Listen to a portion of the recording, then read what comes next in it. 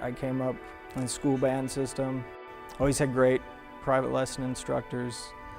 Where, the school system I grew up had amazing opportunities. Jazz band, show choir, marching band, concert band. And then from there, I was fortunate to go to the University of North Texas, and it was the same thing.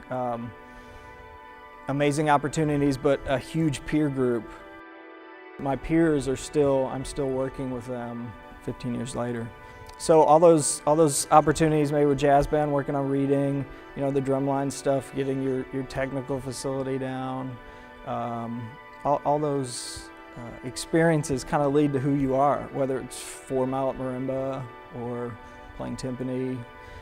All that stuff I think enters into what you can bring and offer.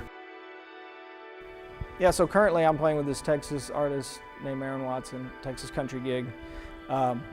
Has somewhat of a Nashville lean to it. So, the maple kit that I selected, it works really well in that situation. And I don't mean that it just works really well like being a country drummer. It's, a lot of times we're on larger stages and the maple really projects and comes through, but it's also nice and warm and fat.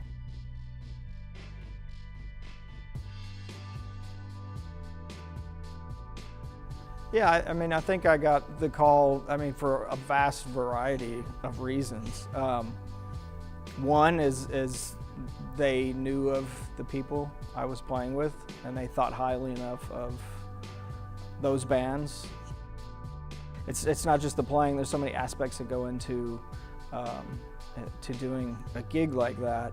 I think they probably did more research as far as off-stage stuff, like the person, the character, whether you're on time, whether you do your homework to learn the show, not just the playing. I think there's a whole variety of who you are as a person that would go into, what kind of goes into what I do as a side person, being hired by artists to play kind of their message and their music.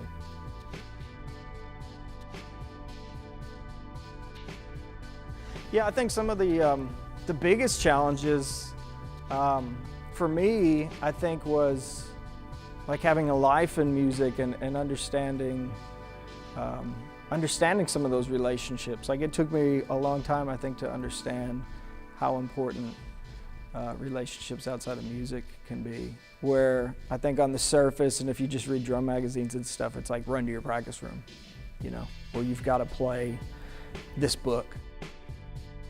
And for me, I think I slowly tapped into who I was as a person and what I had to offer creatively, and understanding that, there's relationships that you could build that could further your career.